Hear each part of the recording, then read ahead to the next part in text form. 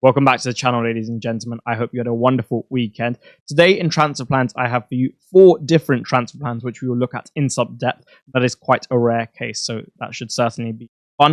And of course, we'll toss up the conundrum of whether to sell Salah or not. Secondly, I shall have for you a game review, looking at the player's performance. And thirdly, a football observation section, slightly different to usual. Instead of the match analysis, I thought we'd take some observations which are more relevant to FPL, and then I just discuss those instead of the games as a whole. So just trying that this time around. Let me know what you think. Apart from that, we'll obviously touch on the Salah versus Palmer captaincy, and there's probably not too much else to cover. So if you do enjoy, drop a like on the video, and equally, we are so close to 7,000 subscribers, about 60 off. So if you're a new viewer who has not subscribed yet, or a regular viewer who hasn't subscribed yet, I'd be greatly appreciative if you could press the button. But that aside, let's get into it. Given the goalkeeping section is quite short compared to what it was before due to the absence of cell supremacy, at least in my team, I thought I'd include a quick game review in here as well. So it's a big red arrow from 31k to 53k, and it was a very poor game week overall, but it was really just a poor game week due to the captaincy, which I'll touch on when we get to the midfield section. That lost me about 14 points, and the red arrows of a 17-point size. So realistically, it was just that decision, and we'll come on to that in the captaincy section. Overall, in terms of where the team's at, I think it's okay. I think I'll have a strong team in 29-ish. Strong team-ish. It just requires a hit or two, as you shall see. And I think overall, especially considering I have the triple captain in the back pocket and chip season's coming up, it's a relatively strong position to be in when I zoom out. Obviously not ideal considering I was banging on the door of the top 10k not too long ago, but that is how the game goes sometimes, and I'm looking forward to bouncing back in terms of rank. And yeah, we'll just go through the game bit by bit. So Pickford, I think, again, a very justified blank for him. The one at Palace away, I would have liked to haul. But this time around, where he didn't make too many saves either, I thought Wolves certainly deserved to score in that game. And you could argue that they were definitely the better side out of the two, so it was a more deserving point. There's not really much to say because I can't sell him. If you do own him, you're not going to be selling him, especially ahead of the blank. And I wouldn't want to waste your time. So let's just move on to the defenders, where I'll be a bit more interesting. On a positive note, it's somewhat aesthetically pleasing, considering there's a symmetrical nature to the defensive returns of these defensive assets. On another positive note, I got the benching right, with Robinson being on the bench with 0 points and all my players outscoring him. On a slightly less positive note, you could argue they all blanked and got 2 points. So that's not great in terms of my rank. All conceded 1 goal and none of them got an attacking return. We'll start with Gabriel. As has been the case for a little while now, his ability to actually generate a chance for himself not so much generate a chance for himself, but the likelihood of him scoring has certainly declined compared to what it was prior in the season. And if you just cast your mind back, only a few months ago, you would remember Gabriel's goals from those Saka corners. But with Odegaard taking them from the right-hand side and not having the ability to generate the power with the correct technique, he just hasn't been able to get on the end of as many and have as many chances generated for himself. Obviously, it helps when Rice is taking it off the left because he's a good corner taker. But I think with Gabriel specifically and what they try and employ, where Gabriel will hang and then the rest of the team will occupy the back post, I think Saka's deliveries are slightly better for that. Rice is of a slightly different nature. They're a little bit flatter, a little bit quicker. They've got a little bit more whip on it, whereas Saka's will dip plate and be able to find Gabriel and bypass everything that comes before him really, really well. And as such, he's just not as likely to score from a set piece, which is, I guess, annoying if you're an owner, but it is very much the case. Konate, it wasn't really a big deal that he blanks. It never is, on the assumption that he matches Trent, because Trent didn't get an attacking return. He's like 80% owned-ish. So Konate and him doing the same thing is fine in my book. It's basically a dead spot in my team, on the assumption Trent doesn't get attacking returns. And I ignore it. He was close to a return. I mean, made a wonderful run in the first half, took a shot, and I think it might have been going in, actually. It took a huge deflection and went from the corner, and then from the subsequent corner, puts a brilliant delivery in the box, but it's really well saved, practically on the line from Pickford, so doesn't get an assist there. And Jack Harrison gets a fortunate, I think, double deflection, and it nestles into the corner. But quite happy with the selection.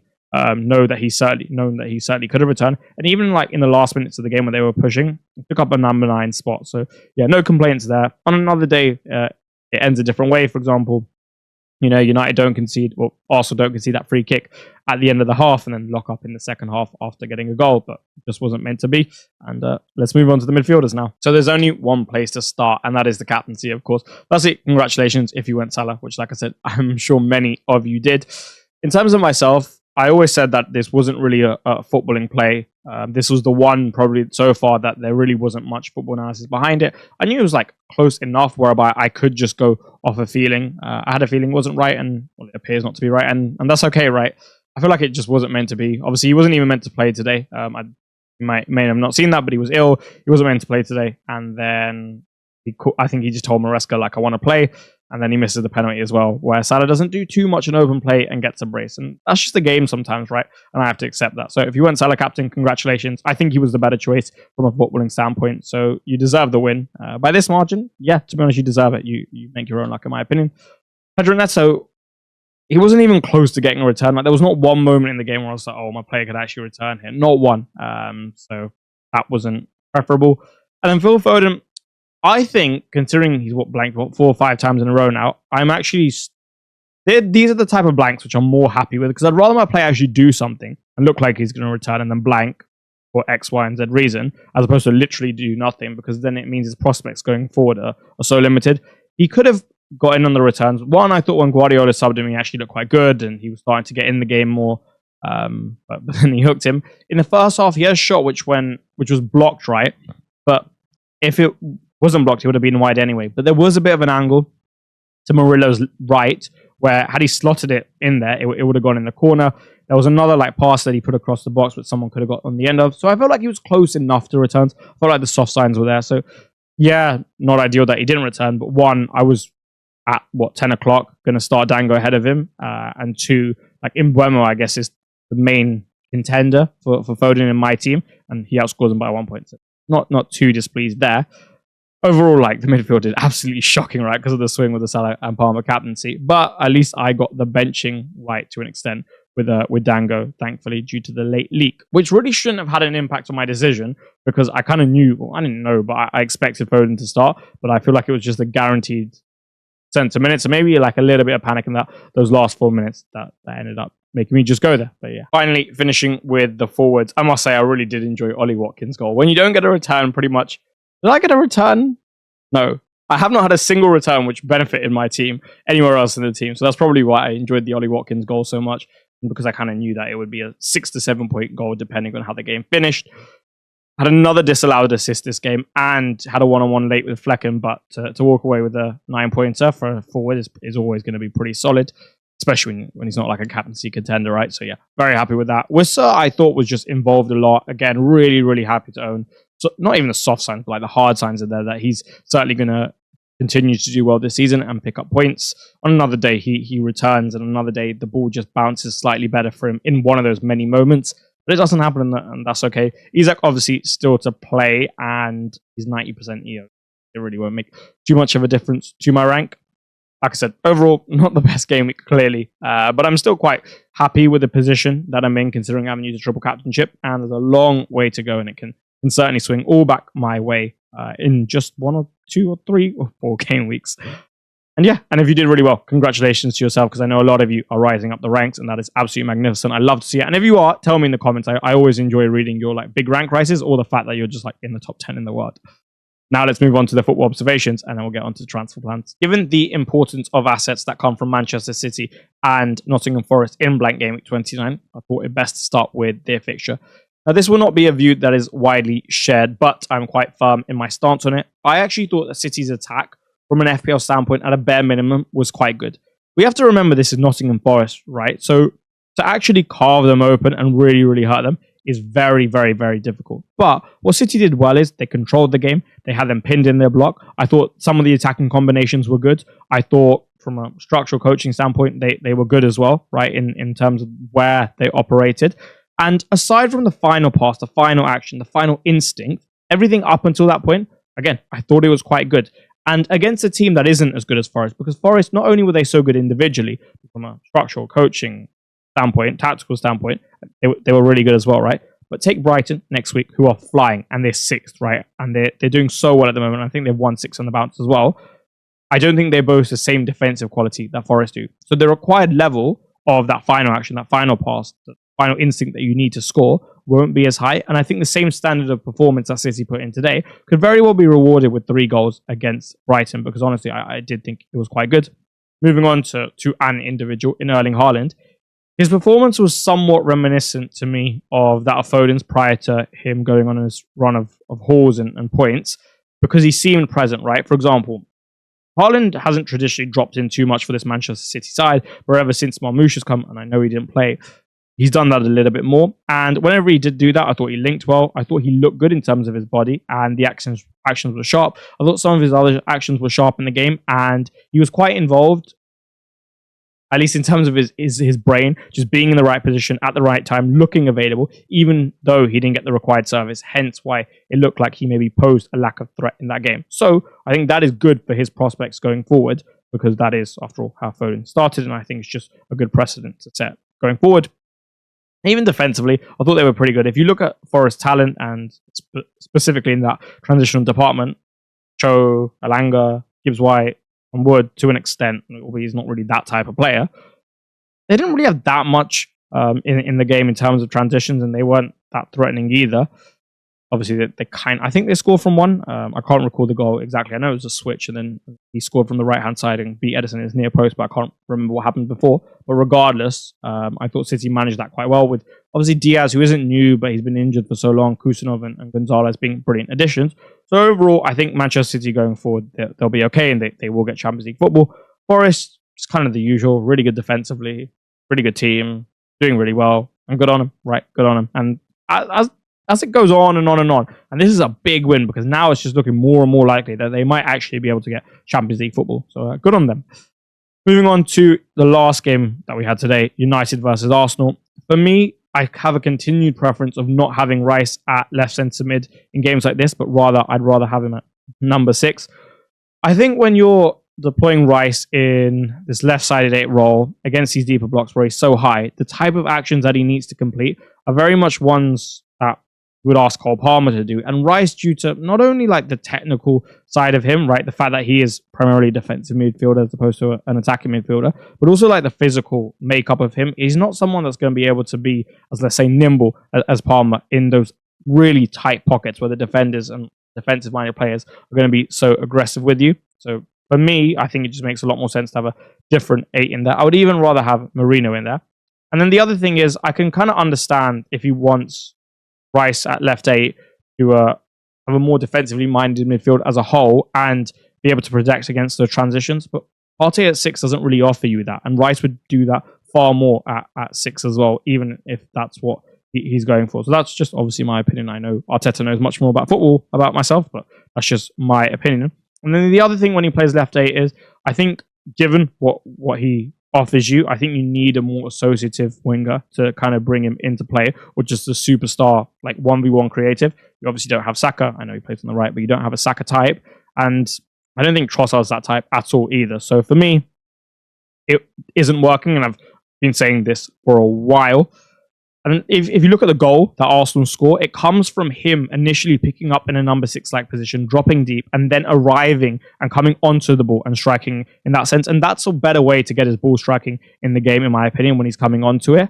And secondly, look at the goal-saving tackle against Højlund late in the game when he starts from a number 6 position, because they bring Tierney on and Marino goes to left 8 and as such, right? And then Trossard goes to false 9. Right-hand side, Garnacho was better than left-hand side Garnacho in the previous season, in my opinion, and I think we're seeing a continuation of that pattern. I think, yeah, sure, it's very traditional nowadays to play a right-footed player on the left-hand side, but for me, just play him on the right, because he's so much better. Okay, maybe not so much better there, but he's certainly better than, at least in terms of how he interacts with the players at United. It's certainly been better, not just in terms of like performances, but also output as well.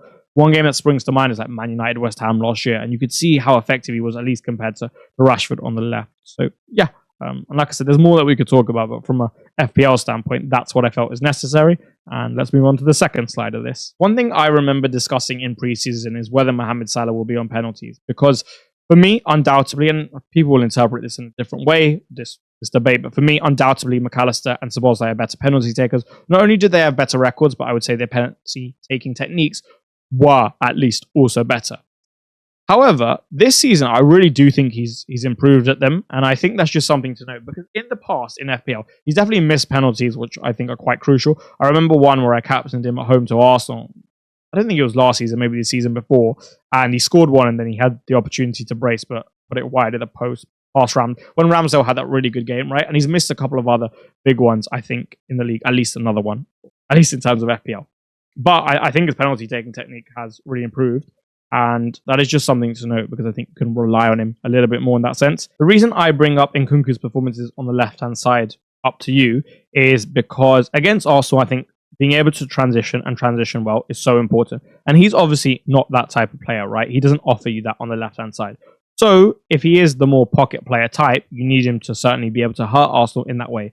But I think due to his lack of physicality and the way he's just performing at the moment, even when Arsenal are pinned, they're so aggressive, well set, well drilled, and just good in that block that I don't think he's going to be able to hurt or help hurt them as much. And therefore, I think it really takes away from Chelsea's threat as a whole. And I can't really see this being a route to points for Palmer or Neto or like Chelsea in general, just being able to score from this.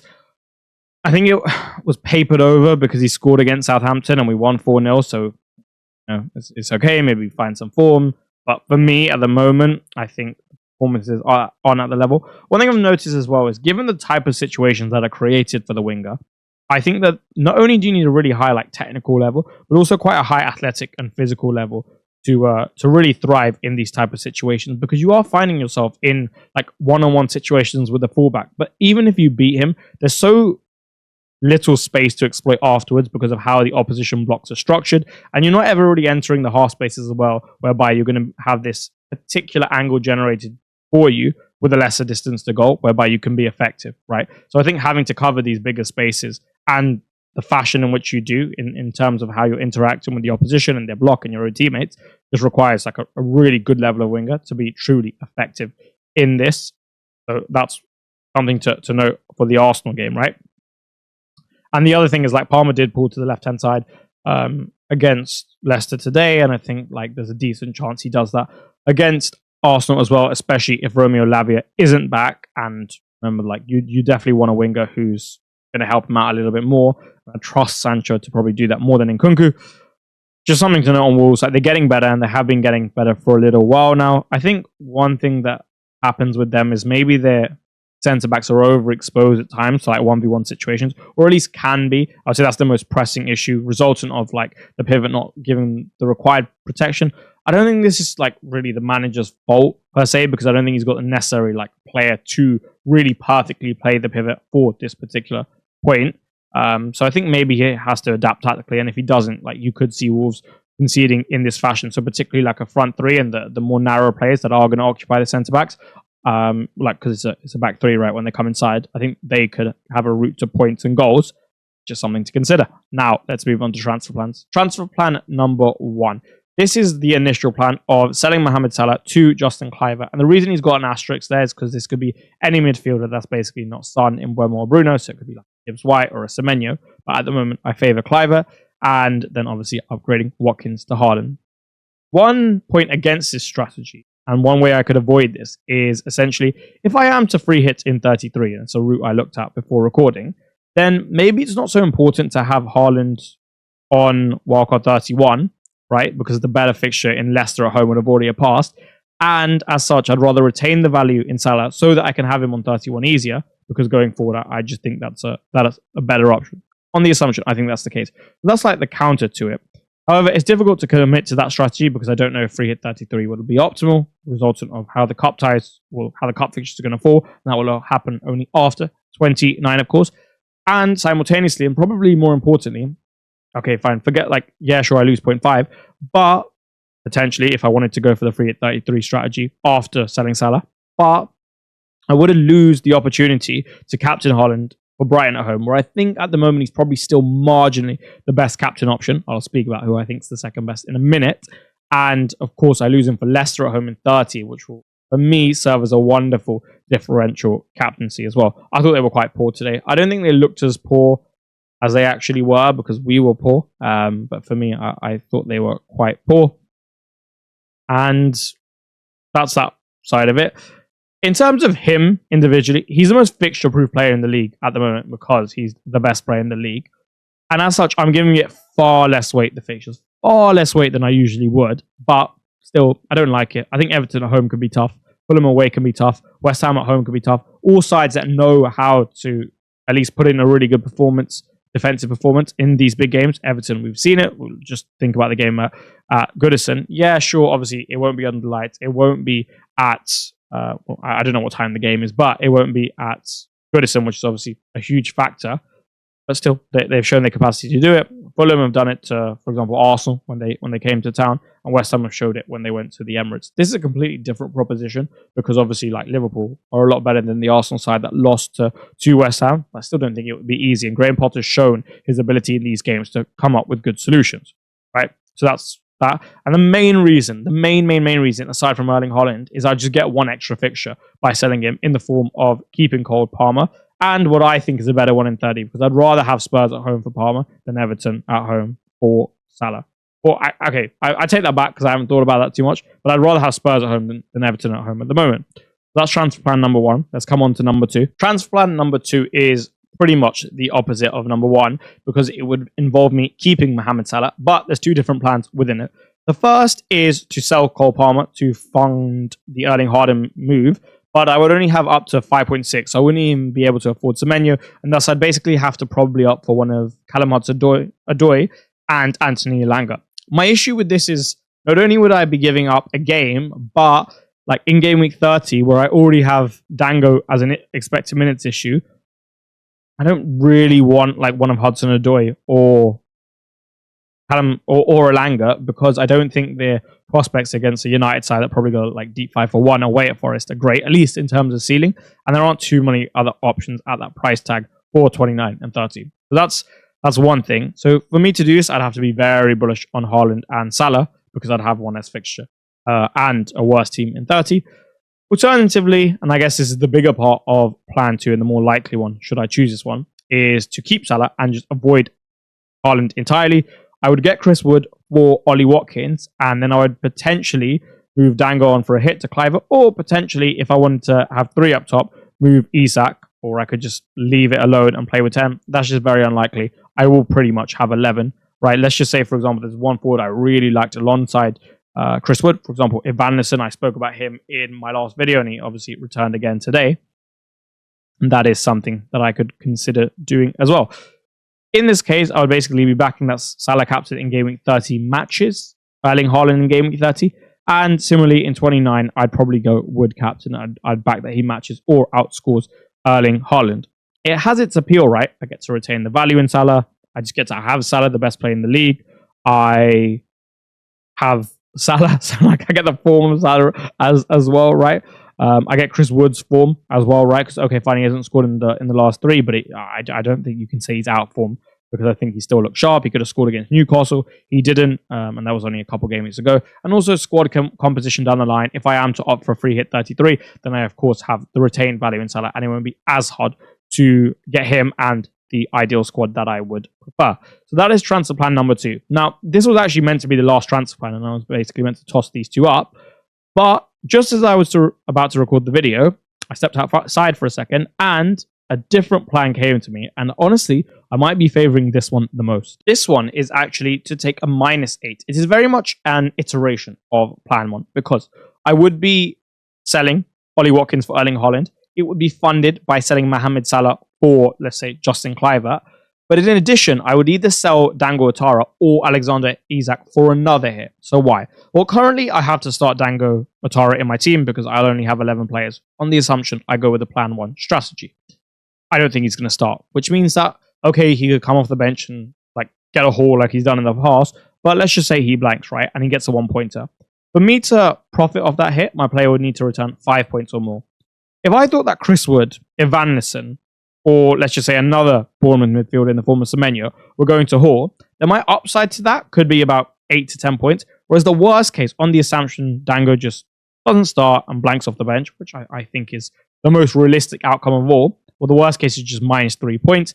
And I'd also have a better asset for Game Week 30 as well, should I choose to bench someone like Yohan Wissa or Pedro Neto, right? Yeah, sure, it's another hit, and it doesn't look as great on the surface, but in isolation, and when you dig deeper, it really is just like the worst case of -3 points for an upside of 8 or 10. I'd also be giving myself downside protection. People are going to own Semenyo, and more people. So let's just say he gets a 30% EO. Wood's going to be about 80-ish% EO, right? So I'd be giving myself that downside protection whilst also offering myself the upside at the same time, given the move I'm making. So I think right as of now, whilst this wasn't a plan of mine at all, this probably is the one I'm favoring. Taking a -8 is never ideal. Well, it isn't probably not ideal. I'd rather just be able to do it for free, but that's not the case. And I think to have Erling Haaland, Johan Wisser, let's just say I get Chris Wood for Isak, right? Cliver, Palmer, Neto, Foden, and then it would be, the defense isn't great, but Aït-Nouri away at Southampton, Gabriel, I hope he blanks miserably with Chelsea scoring a lot of goals and Palmer and Neto being involved. Robinson, who's got the potential, I guess, at home, and Pickford. That's not that bad of a team. And yeah, sure, it cost me 8 points to get there, but there will be hits flying around to some extent. And for those who aren't, it will be difficult for them to have a team which is so much stronger than mine on the assumption they don't play a free hit. So I could catch up in that sense. So currently, this is my favorite plan. Let me know what you're thinking in the comments for your own team. Let me know if you disagree and what you would do. I know many of you probably won't agree with selling Salah, but for me, to get an extra game where I don't really want to captain him in 30 as things stand, albeit I'm definitely less looking forward to that than maybe I was prior to the weekend, just because of how good he is and how mainly the form as opposed to anything, and that it just keeps on going and keeps on going. But that is how things stand at the moment. And that is all she wrote for this video, ladies and gentlemen. I certainly enjoyed that, and I hope you did as well, particularly the transfer plan section. I enjoy when there's so many routes available to myself. Like I said, drop a like on the video if you enjoyed it, and equally tell me what you think about my plans and yours as well. Subscribe if you have not already. We are so close to 7,000 subscribers, and it would be great to hit that. Other than that, enjoy your next few days. Have a wonderful few days, and I shall see you on Wednesday. Goodbye.